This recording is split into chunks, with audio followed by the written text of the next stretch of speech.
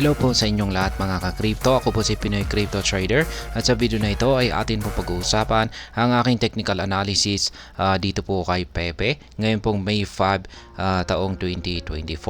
Kasi nakalimutan ko pong i-technical analysis kanina, dulot po ng yan yung hindi po nagre-record, nag-error po kasi kanina yung aking mic.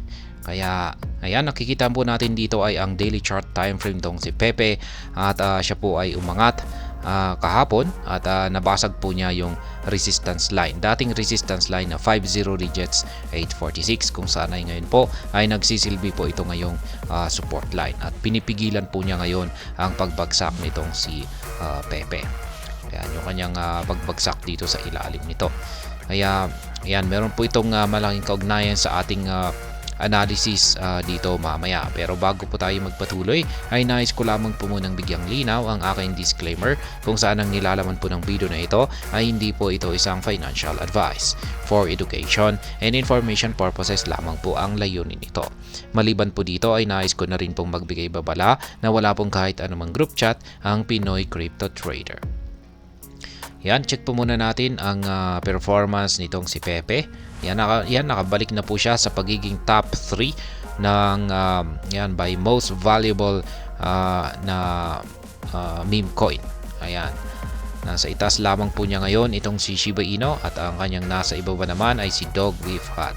Ang kanyang performance nitong nakalipas na 24 oras ay bagyang bumagsak po siya ng 0.27%. Pero ang kanyang 7-day performance ay umangat po ng 12.87%. At ang kanyang trading volume ay malaki po ang kanyang binagsak, 38.55%, at maging yung kanyang market cap ay bumagsak na rin ng 2.92%. At dahil dyan ay mukhang alanganin po yung support line natin dito na 50 digits 846. Kung mababasag po ito ay mukhang babalik po siya rito sa 50 digits 646 na support line natin. Pero mukhang talagang ginagawa or talagang pinipigilan po talaga ng support line natin na bumagsak ito or mabasag yung support line natin dito. Kaya ayan, pero ito yung talagang binabantayan natin ngayon. At check po muna natin yung kanyang official X account kung ano ang kanilang latest na post dito, kung meron nga ba silang malaking development dito or ayan, kaganapan. May the fourth be with you. Ayan, Pepe. Ayan po siya. Mukhang isa po itong character sa Star Wars. Ayan. Ayan, line lamang po yung bago nilang tweet dito.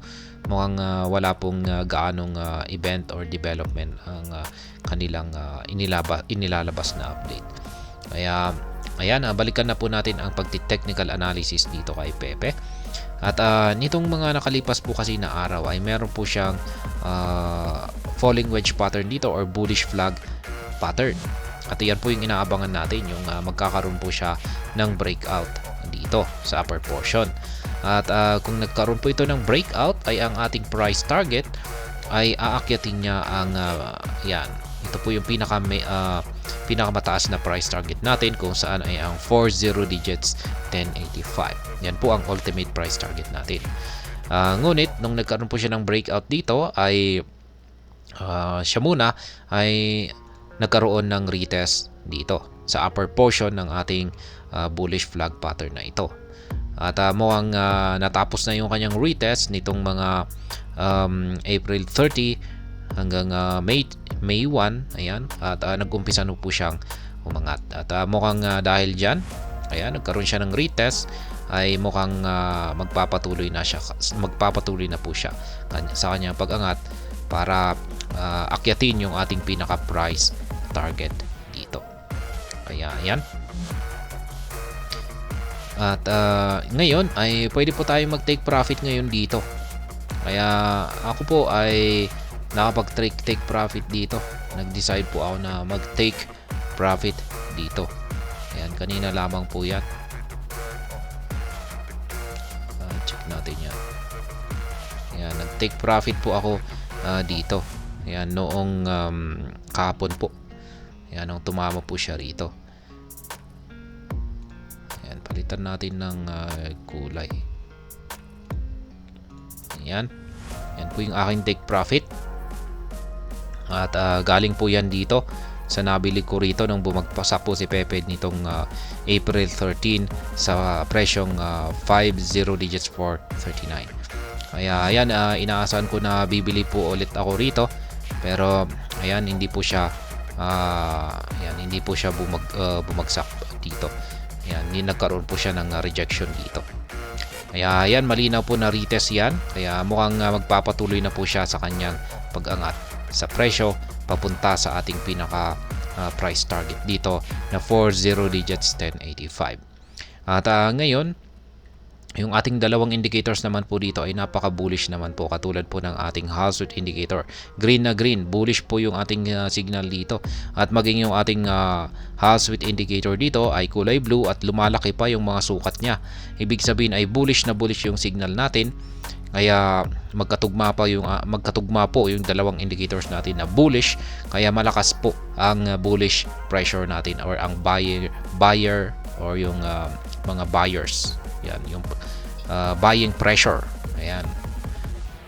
Pero ayan, merong malaking factor na rin po yung support line natin dito na 50 digits 846. Ayan, napakahalaga na rin po ito na dapat ay hindi po magsasara yung katawan ng nabubuong candlestick natin dito sa ilalim nito. Kasi kung pag nagsara po sa ilalim nito ay basag po yung support line natin dito.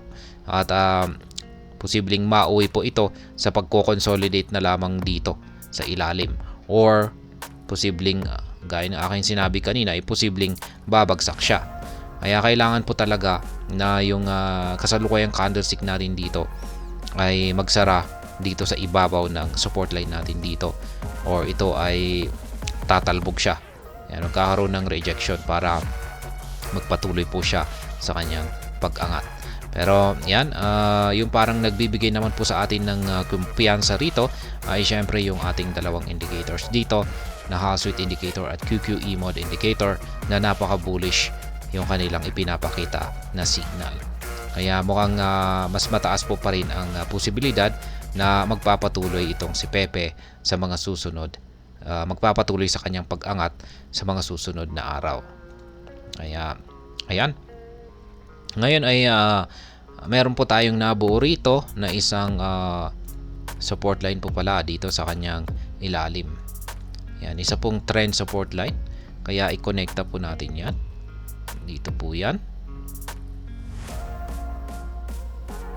Ayan. At nabuo po yan dahil sa mga rejection natin dito.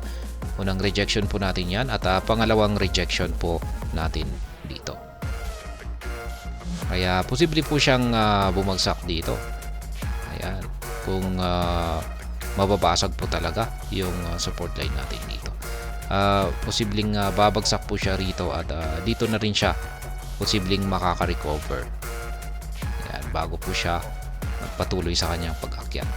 Ganyan po ang posibleng isang mangyari dito kung sakaling nabasag yung support line natin dito. Ayan, ayusin natin yung projection natin. Ayan, ganyan. Tapos ayan, kapag tumalbog siya dyan ay saka po siya magpapatuloy sa kanyang pag-angat sa presyo. Pero kung sakaling nabasag din po ito ay wala na po talaga, dediretso na siya ulit dito sa ating support line dito sa 50 digit 646. At ayan, pagdating naman po sa pag-i-spot trading, ayan na nga, gaya ng sinabi ko kanina ay nakapag-take profit po ako rito. Ayan, pero yung pinaka-ultimate na take profit ko po rito ay syempre yung ultimate price target natin, kung saan ay dito. Ayan, magti-take profit po tayo dyan. Kaya malapit na, kaya dapat ihanda po natin yung ating take profit dito sa ating ultimate price target. Kasi ang posibleng mangyari rito ay baka tusukin niya lamang ng isang mahabang karayom. Kaya at least nakahanda na, kaya ilagay na po natin yan. At maliban po dyan ay nakahanda na rin yung aking buy pending position dito. Yan, baka sakaling bumagsak po siya rito, ay bibili po ako ulit dito. Yan. Yan po yung aking mga buy pending position dito.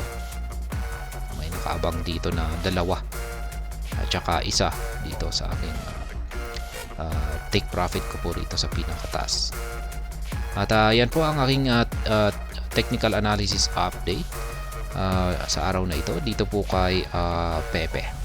At hanggang dito na lamang po tayo sa video na ito mga ka-crypto. Sana po ay inyong nagustuhan ang aking paliwanag sa video na ito. Kung inyo po itong nagustuhan ay pakiclick lamang po ang like button nito. Para naman po sa mga bago lamang dito, kayo po ay aking inaanyayahan para mag-subscribe. Pakiclick na rin po ang bell icon nito dahil ito po ang siya magsisilbing notification nito sa mga bago kong videos na akin pong ina-upload sa aking YouTube channel na ito. Marami pong salamat sa panonood. Ingat po tayo lagi at God bless po sa ating lahat.